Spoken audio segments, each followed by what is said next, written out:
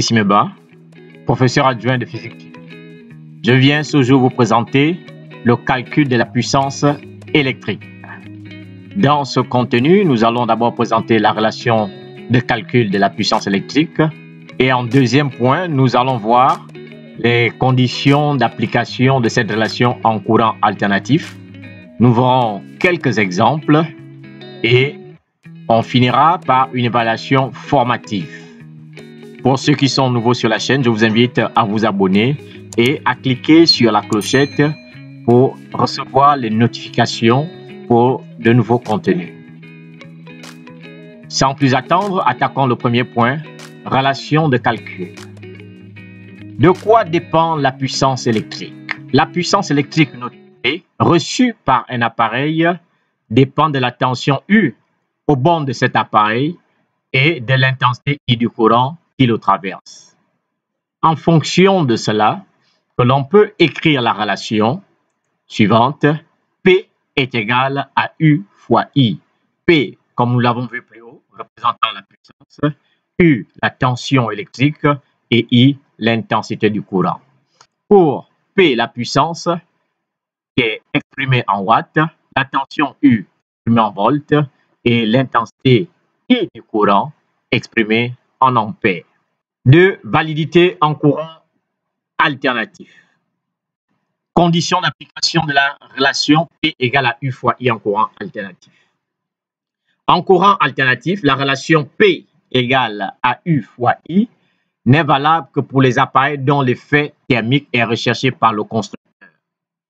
Chaque constructeur attribue à son appareil une fonction.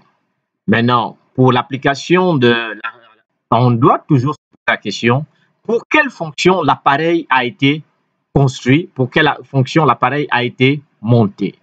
On met le logo attention. Quelques exemples maintenant.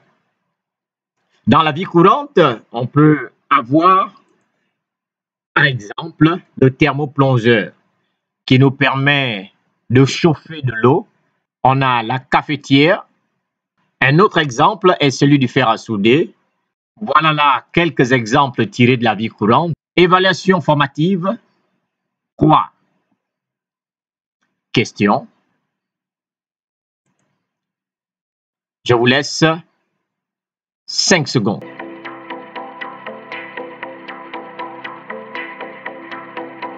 Les appareils proposés sont la lampe électrique, la télévision, le chauffe-eau, le ventilateur, le fer à repasser.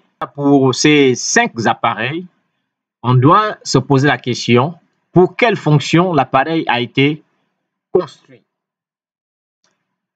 La première proposition, la lampe électrique, la fonction, c'est l'éclairage. Il ne s'agit pas de la chaleur. La télévision, pour informer, pour diffuser des émissions. Le but recherché par le constructeur, ce n'est pas de produire de la chaleur. Et en C, nous avons le chauffe-eau. Comme son nom l'indique, ici, l'effet thermique est recherché par le constructeur. Le chauffe-eau est donc parmi ces appareils le premier dont le constructeur recherche l'effet thermique. On a le ventilateur pour refroidir l'ambiance, l'air ambiant. Et on a le fer à repasser. Bien, après cette analyse, nos éléments de réponse, l'effet thermique est recherché par le constructeur pour les appareils C, le chauffe-eau, et le fer à repasser. Deuxième question. Nomme les appareils pour lesquels la relation P égale à U fois I est applicable. Vous avez 5 secondes.